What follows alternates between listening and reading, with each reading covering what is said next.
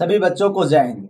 सभी बच्चों से मैं बता दूं कि जैसा कि आपने थंबनेल पर देख लिया होगा कि साइंस में अगर आप ये टॉपिक पढ़कर जाते हैं तो पक्की बात है कि आपको टॉपर बनने से कोई नहीं रोक सकता। हाँ, तो ये बात सच है कि जो टॉपिक हम डिस्कस करने वाले हैं ये हर साल पेपर में आता ही आता है। तो आइए हम लोग बिना किसी देरी के इस टॉपिक को डिस्कस करते हैं और समझते हैं कि कौन से टॉपिक आपके पेपर के लिए मोस्ट इंपॉर्टेंट है, जो आपको तैयार करना बहुत ही ज्यादा जरूरी है। तो आइए बिना किसी देरी के हम लोग डिस्कस करते हैं। तो सबसे पहले सभी बच्चों को जय हिंद। अब आइए हम लोग समझते हैं एक एक टॉपिक को। सबसे पहले आपने जैसा थंबनेल पर पढ़ ही लिया होगा कि क्लास 10 साइंस में केवल ये टॉपिक पढ़ लो तो टॉपर बन जाओगे। हाँ, तो बिल्कुल आप टॉपर बन जाएंगे अगर आप इन टॉपिक को अच्छे से तैयार कर लेते हैं। तो आइए सबसे पहले हम लोग बात करेंगे केमिस्ट्री की। ठीक है, साइंस में हम लोग सबसे पहले बात करेंगे किसकी? केमिस्ट्री के, जिसको हम लोग हिंदी में क्या बोलते हैं? रसायन विज्ञान। तो अगर केमिस्ट्री की बात करें तो ये टोटल कितने नंबर में आता है? 20 नंबर में ही आता है आपका। तो सबसे पहले हम लोग एक एक चैप्टर वाइज डिस्कस करेंगे। तो पहला चैप्टर आपको जो देखने को मिल रहा है उसका नाम है रासायनिक अपक्रियाएं एवं समीकरण। इंग्लिश में इसको बोलते हैं केमिकल रिएक्शंस। ठीक, तो पहला जो आपको तैयार करना है पहला टॉपिक वो है संतुलित रासायनिक समीकरण, जिसको हम लोग बोलते हैं बैलेंसिंग केमिकल इक्वेशन। यानी कि आप केमिकल इक्वेशन को अगर बैलेंस करना सीख गए तो आप ये मान के चलिए कि 2 से 3 नंबर आपके पक्के हो जाएंगे। और ये हर साल पूछा जाता है। ये बात देखिए, क्या लिखा? हर साल ये 2 से 3 नंबर में आता ही आता है। तो आपको पहली चीज केमिस्ट्री में क्या तैयार कर लेनी है कि केमिकल इक्वेशन को बैलेंस कैसे किया जाता है, ये तैयार करके जाना है।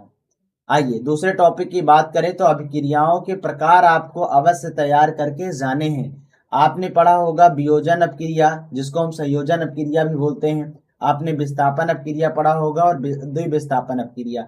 तो ये 3 अपक्रिया आपको अवश्य पढ़ के जाना है, संयोजन, विस्थापन और द्विविस्थापन अपक्रिया। क्लियर?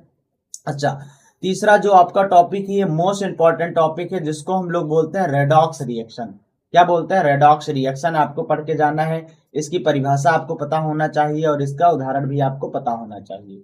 आइए चौथा टॉपिक जो है वो है आपका संक्षारण और विकृत गंधिता। इस चैप्टर से काफी जो है फेमस क्वेश्चन है और ये छोटे प्रश्नों के लिए है। संक्षारण को आपको एग्जाम्पल आना चाहिए, परिभाषा आना चाहिए, उसी तरीके से विकृत गंधिता की भी आपको परिभाषा और उदाहरण आना चाहिए। तो पहले चैप्टर से आपको ये सारे टॉपिक तैयार करने हैं। आप एक बार इसका स्क्रीनशॉट ले लीजिए। अब आइए हम लोग केमिस्ट्री के दूसरे चैप्टर की बात करते हैं।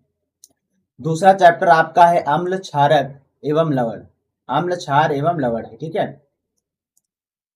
तो जिसको हम लोग इंग्लिश में बोलते हैं एसिड्स, बेसेस एंड सॉल्ट्स।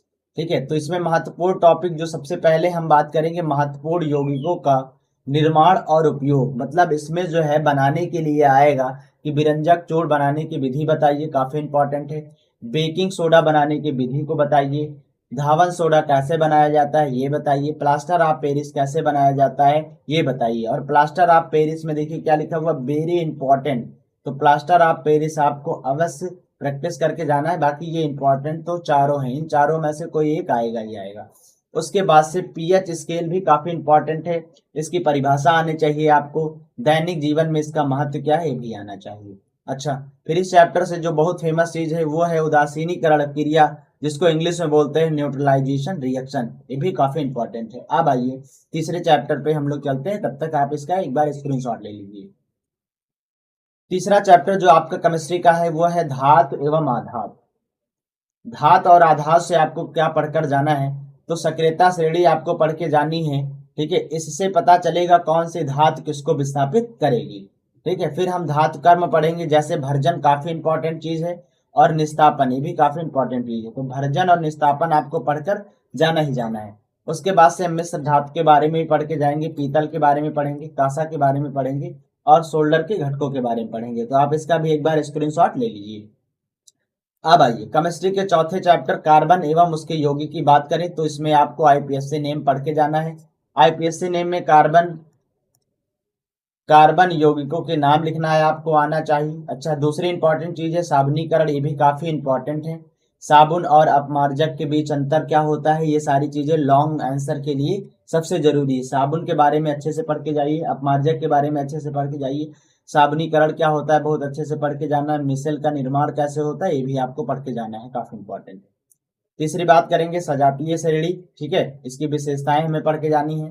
फिर चौथा एथेनॉल और एथेनोइक अम्ल के रासायनिक गुण को हमें पढ़कर जाना है, ठीक है। आप इसका एक बार स्क्रीनशॉट ले लीजिए।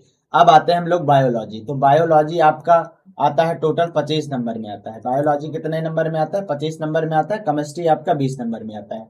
तो इसका जो है पहला चैप्टर है जैव प्रक्रम बायोलॉजी का, जो कि साइंस का 5वां चैप्टर है। इसमें जो सबसे इंपॉर्टेंट चीज है पाचन तंत्र, काफी बार आता है, हर साल लगभग आता ही आता है किसी न किसी सेट में। तो इसमें पाचन तंत्र में आपको चित्र और एंजाइम के कार्य पता होने चाहिए। दूसरा आपका श्वसन तंत्र पता होना चाहिए, जैसे ग्लूकोज का विखंडन, ठीक है, इसके बारे में आपको अच्छे से जानकारी होनी चाहिए। तीसरा मानव हृदय का चित्र वगैरह आपको बनाना आना चाहिए, दोहरे परिसंचरण का चित्र देखिए, ठीक है। चौथे बात करें तो उत्सर्जन तंत्र के बारे में आपको अच्छे से आना चाहिए, और नेफ्रॉन की संरचना और कार्यविधि आपको आना चाहिए। तो आपको जीव विज्ञान के जैव प्रक्रम यानी कि लाइफ प्रोसेस से इन टॉपिक को अवश्य पढ़ के जाना है। इन सभी के डायग्राम आपको आने चाहिए। उस डायग्राम में जो भी चीज होंगी उसके नाम, मतलब नामांकित चित्र आपको बनाना आना चाहिए, नाम आपको अवश्य लिखना है, ठीक है। तो आप एक बार इसका स्क्रीनशॉट लीजिए। आइए अब साइंस के छठे चैप्टर की बात करते हैं और बायो के दूसरे चैप्टर की, जिसका नाम है नियंत्रण एवं समन्वय। यहाँ से आपको तंत्रिका कोशिका का सचित्र वर्णन करना आना चाहिए। दूसरा है आपका परिवर्ती चाप का चित्र बनाना आना चाहिए। तीसरा आपका है पादप हार्मोन यानी ऑक्सीन, जेब्रेलिन आदि के कार्यों को अच्छे से समझाना आना चाहिए। चौथा आपको मानव मस्तिष्क काफी इंपॉर्टेंट है और इनके मुख्य भागों के कार्यों भी को भी पता होना चाहिए आपको। ये काफी इंपॉर्टेंट है मानव मस्तिष्क, ठीक है। आइए आप लोग स्क्रीनशॉट लेते रहिए, ठीक है। अब बात करते हैं जीव जनन कैसे करते हैं, इसमें क्या क्या इंपॉर्टेंट है। तो पुष्प संरचना का आपको चित्र बनाना आना चाहिए, ठीक है। फिर यहाँ पर देखिए दूसरा नर और मादा जनन तंत्र आपको बनाना आना चाहिए, चित्र इंपॉर्टेंट है।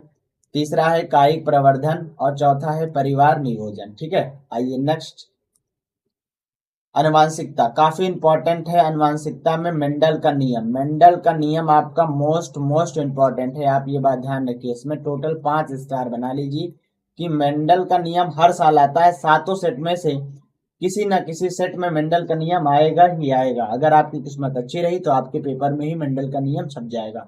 तो मेंडल के नियम में आपको प्रभाविता का नियम और पृथक्करण का दोनों नियम आपको एकदम रटे होने चाहिए, काफी अच्छे से प्रैक्टिस कर लेनी। अच्छा, दूसरा भी काफी इंपॉर्टेंट है एक संकर और द्विसंकर, ठीक है, द्विसंकर संकरण, ये काफी इंपॉर्टेंट है, वेरी इंपॉर्टेंट है, अच्छे से आपको तैयार करके जाना है। तीसरा है आपका है लिंग निर्धारण, मनुष्य में लिंग निर्धारण कैसे होता है ये भी आपको तैयार करके जाना है, ठीक है। अब आ जाते हैं फिजिक्स की बात करते हैं। फिजिक्स जो आता है आपका 25 नंबर में आता है। देखिए फिजिक्स और बायोलॉजी 25-25 नंबर का आता है और केमिस्ट्री आपका 20 नंबर का आता है, टोटल 70 नंबर का पेपर होता है।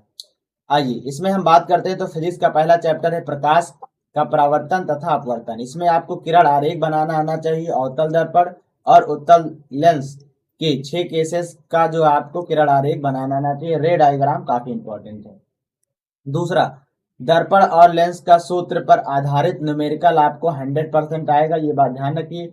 लेंस का जो आपका फार्मूला है और दर्पण का जो फार्मूला है उसको अच्छे से तैयार करके, यू क्या होता है, वी क्या होता है, एफ क्या होता है, आर क्या होता है, किसमें यू प्लस होता है, यू किसमें माइनस होता है, वी और एफ, इन सब में जो प्लस माइनस की जो चिन्ह परिपाटी वो आपको अच्छे से तैयार करके जाना है। अच्छा, तीसरी बात करें तो अपवर्तनांक, अपवर्तनांक यानी स्नेल का नियम जो है वो काफी इंपॉर्टेंट है। स्नेल के नियम से क्वेश्चन आ सकता है और अपवर्तनांक से भी काफी क्वेश्चन आ सकते हैं, ठीक है। आइए अब बात करते हैं चैप्टर नंबर 10 और फिजिक्स का चैप्टर नंबर दूसरा, मानव नेत्र तथा रंग बिरंगा संसार। तो पहली चीज इसमें दृष्टि दोष आपको दोनों पढ़ के जाना है, निकट दृष्टि दोष और दूर दृष्टि दोष, कारण और निवारण और चित्र सहित 3 बातें ध्यान रखनी। कारण भी लिखना है आपको, निवारण भी लिखना है और आपको चित्र भी बनाना है, तब आपको जाके अच्छे नंबर मिलेंगे, ठीक है।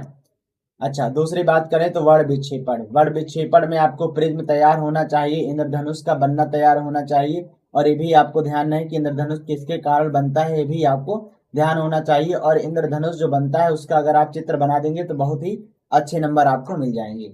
अच्छा, तीसरा जो पॉइंट है वो है वायुमंडलीय अपवर्तन। तारे क्यों टिमटिमाते हैं भी आपको अच्छे से पता होना चाहिए। आकाश का रंग नीला और समुद्र का रंग नीला क्यों होता है, ये भी सारी चीजें आपको पता होना चाहिए। सूर्य उदय और सूर्यास्त के समय सूर्य लाल क्यों दिखाई देता है, ये सारी चीजें काफी इंपॉर्टेंट है। ठीक, आइए आगे बढ़ते हैं, बात करते हैं तीसरे चैप्टर फिजिक्स की इलेक्ट्रिसिटी यानी कि विद्युत की बात करते हैं। विद्युत में जो सबसे इंपॉर्टेंट चीज है वो है ओम का नियम, इसको सत्यापन और ग्राफ इसका आना चाहिए। दूसरी बात जो है प्रतिरोधों का संयोजन, श्रेणी क्रम और समांतर क्रम, ये आपका आना चाहिए, इस पे न्यूमेरिकल आता है दोनों पर। श्रेणी क्रम और समांतर क्रम में न्यूमेरिकल आ सकता है काफी। अच्छा, तीसरा विद्युत शक्ति, इस पे भी न्यूमेरिकल आता है, P बराबर VI आपको एकदम फार्मूले में रटा होना चाहिए और आपको यूनिट निकालना भी आना चाहिए, यूनिट वाला भी फार्मूला आपको पता होना चाहिए। फिर बात करते हैं जूल का तापन नियम, जूल का नियम भी आपको आना चाहिए, H बराबर I²RT, ये फार्मूला भी आपको याद होना चाहिए, काफी इंपॉर्टेंट है। तो P बराबर VI पर आ सकता है, दर्पण वाले पे आ सकता है, जूल का जो नियम से H बराबर I²RT ये आता है, इस पे भी न्यूमेरिकल आ सकते हैं। फिर बात करते हैं फिजिक्स के सबसे लास्ट चैप्टर विद्युत धारा के चुंबकीय प्रभाव, इसमें परिनालिका का आपको चित्र और कार्य आना चाहिए अच्छे से। फ्लेमिंग का नियम काफी इंपॉर्टेंट है, ये मोटर का सिद्धांत आपको आना चाहिए। फिर तीसरा है घरेलू परिपथ, विद्युत परिपथ, फ्यूज के बारे में अच्छे से आना चाहिए, अर्थिंग के कार्य वगैरह, फ्यूज का कार्य, अर्थिंग का कार्य वगैरह के बारे में आपको अच्छे से आना चाहिए। अब आपको बता दें टॉपर बनने की कुछ टिप्स, ठीक है, टॉपर्स बनने के लिए कुछ टिप्स हैं, वो देख लीजिए क्या है। सबसे पहले बात, आपको डायग्राम्स की प्रैक्टिस करनी है बायोलॉजी और फिजिक्स में, और फिजिक्स के कौन से चैप्टर में, लाइट वाले चैप्टर में। डायग्राम ही आपको पूरे नंबर दिलाते हैं, ये बात आपको अच्छे से ध्यान रखनी है, ठीक है। अच्छा, दूसरी बात करते हैं PYQs यानी कि प्रीवियस ईयर क्वेश्चन जो है पिछले 5 साल के पेपर को हल कर डालें। अगर आपको टॉपर बनना है तो आपको 5 साल का पेपर अच्छे से रटा होना चाहिए।